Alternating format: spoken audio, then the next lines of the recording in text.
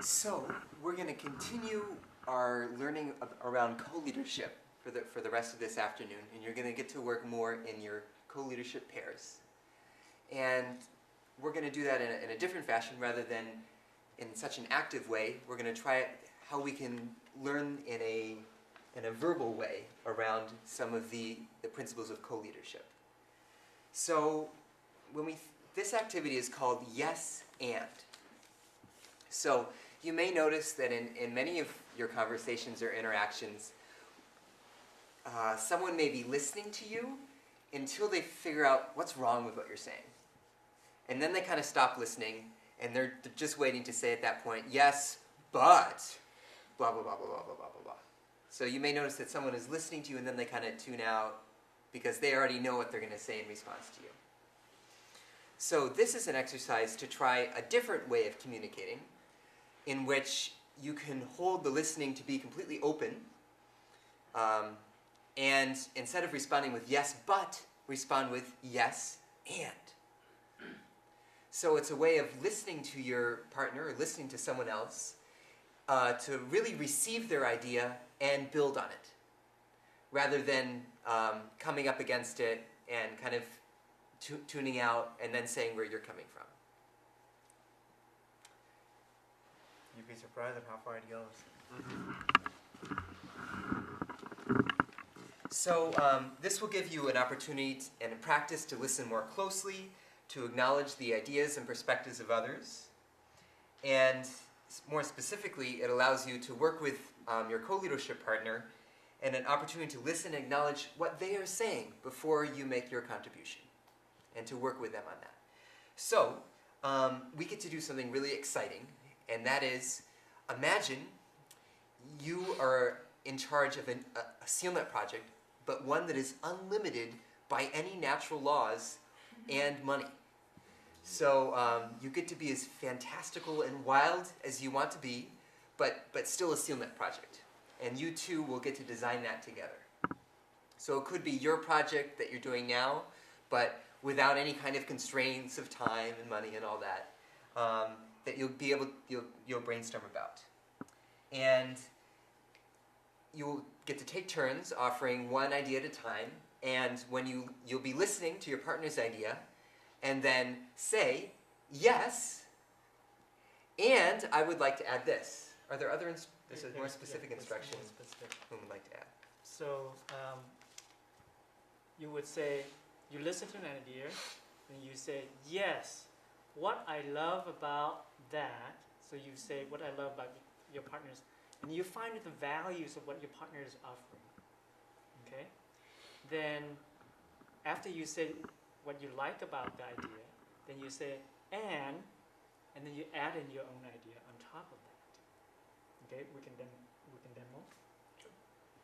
So, for our project, I think we should go to the moon, because the next stop for Southeast Asia is the moon. And on there, we'll work on a way to set up a lot of solar panels there. So we can generate lots of power, all we need up there, just with solar panels. Yes, what I love about that is the fact that we're going to the moon. I've never been to the moon myself. And the fact that we're setting up solar power. Imagine though, yes, what I like to add to that. Wait, before you add, continue a little more. Give him a little more. What other value about setting up that solar? Give a little more. Well, because setting up solar power is going to think about how the moon is closer to the sun. As far as I know, we get more power, right? And that's what I like about it. We can generate so much power. Think about the moon filled with solar power. Solar panel generate so much power for the earth. Right? And what I'd like to add to that is we want to engage. Our SealNet project is all about engaging the locals. We need to engage the moon's people. Engage the moon people In building this with us. We need to teach them the science of solar paneling, or solar panel constructing, or whatever you need. Yeah. And have them do it with us. Be a leadership component of it. Yeah. Yes. What I love about that, and then we'll continue with that. Go to the moon. So, let's give you some paper so that Actually, you this exercise you don't need paper. don't need paper. So Great. basically, the instruction very simple. Is This is not in the field of videotaping. we can move it. Okay. Okay.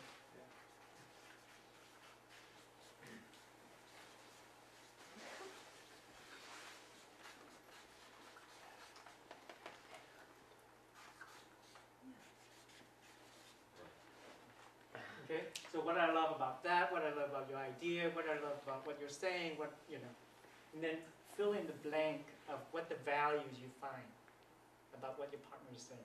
Find the value first. Okay. So Giving confidence and encouragement for that person's creativity. Yeah.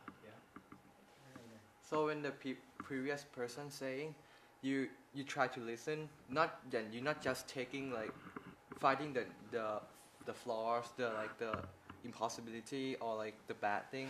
You're looking for the good thing in that person proposal, and you try to build on that. That's what I was thinking.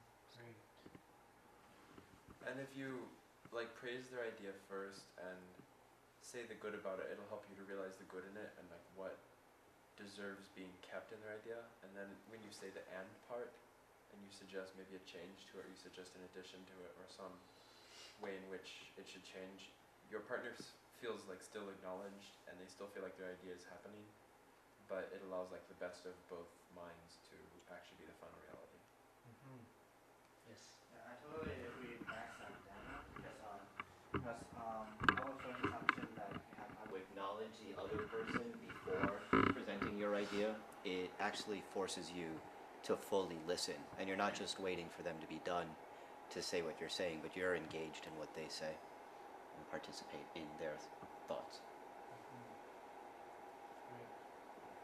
I'm gonna try something right now. Nina, would you say that whole thing over, but say, and this time say as if it from you, I.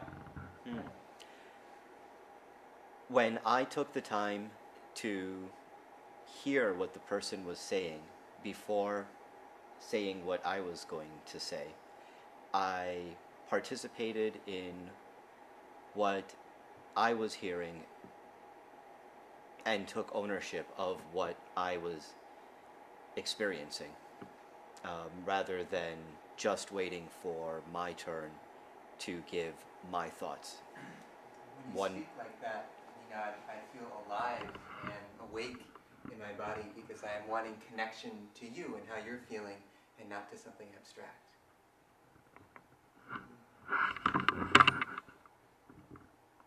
So I just asked Nina to demonstrate for a moment there, just speaking from the person I. My experience is this, rather than you experience. Right?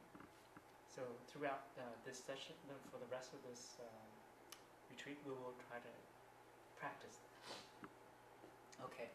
So anything more in this exercise? Well, this exercise will transition and continue into another one that we'll try for the next hour and before dinner, but it has a different name. And the name of this next exercise is, we have no idea, but we're going to make it up now.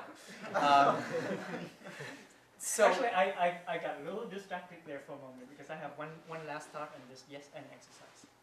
This yes and exercise is so valuable, not only on your project, but in your relationship with your boyfriend, girlfriend, and life partner, and someday husbands and wives and children. Keep practicing it. Okay, whenever you hear it, practicing yes, and yes, what I love about that, and okay, so keep practicing it here. Try it on your parents too.